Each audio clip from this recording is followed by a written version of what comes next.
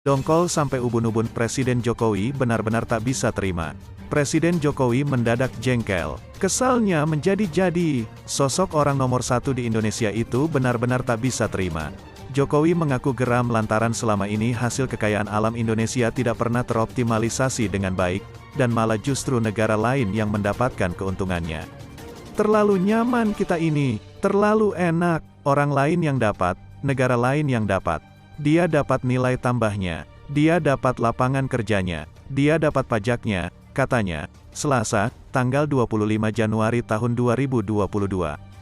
Beragam kegundahan itu diungkapkan Presiden Jokowi dengan suara meninggi. Coba kalau kita buat industri seperti ini. Kita dapat royalti, kita dapat pajak perusahaannya, kita dapat pajak pribadinya, ekspor keluar, kita dapat PNBP, semua dapat, sebut Jokowi. Presiden pun tak dapat menutupi rasa kekesalannya saat mengetahui fakta bahwa Indonesia masih kecanduan impor gas tabung alias liquefied petroleum gas, LPG. Hal tersebut dikemukakan Jokowi saat menyaksikan pelepasan ekspor perdana smelter grade alumina, SGA, di kawasan ekonomi khusus, KE, Galang Batang, Bintan, Kepulauan Riau. Kita punya bahan baku banyak sekali. Gede sekali, kita malah impor LPG 80 triliun rupiah setiap tahun, ucap Jokowi. Jokowi lantas menyinggung proyek gasifikasi batubara menjadi dimethyl ether, DME, sebagai salah satu upaya untuk mengurangi ketergantungan terhadap impor LPG. Proyek DME pertama di Indonesia yang diresmikan di Tanjung Enim itu sendiri diperkirakan dapat menghasilkan 1,4 juta DME per tahun untuk mengurangi impor LPG 1 juta ton per tahun dan menghemat subsidi LPG 7 triliun rupiah. Kita ekspor batubara, mentahan terus, mentahan. Padahal yang namanya batubara itu bisa jadi metanol, DME, sebutnya. Fahri Hamzah, DPD, tolong kritik Parpol dan DPR. Wakil Ketua Umum Partai Gelora, Fahri Hamzah, mendorong agar kewenangan yang dimiliki DPD RI diperkuat. Menurutnya, selama ini DPD sifatnya terkesan simbolik. DPD kita kan sudah lompat dipilih oleh rakyat, kalau sudah dipilih oleh rakyat ngapain kewenangannya simbolik. Jadi harus diberi kewenangan yang kuat, sehingga bikameralisme kita menjadi sempurna, kata Fahri dalam diskusi daring bertajuk Penguatan Lembaga DPD RI. Perlukah, Rabu, 26/1.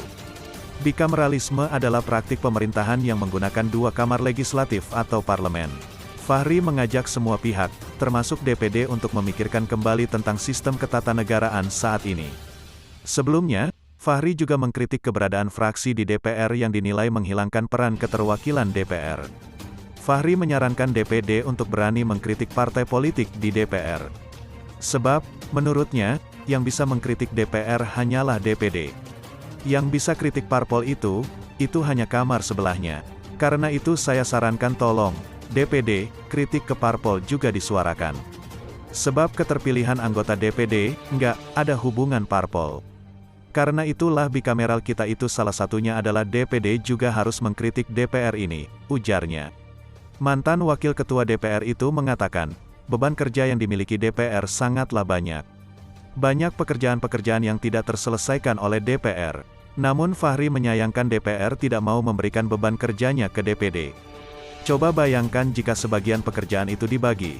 Dikonkretkan misalnya UU sudah memberikan kewenangan otonomi daerah, hubungan pusat daerah tapi coba dikonkretkan, baik hak legislasi, anggaran maupun pengawasan, saya kira itu lebih berimbang dua kamar cabang kekuasaan ini, tuturnya. Tanggal pemilu resmi ditetapkan, Fahri Hamzah, pendukung 3 periode tak lagi punya momentum.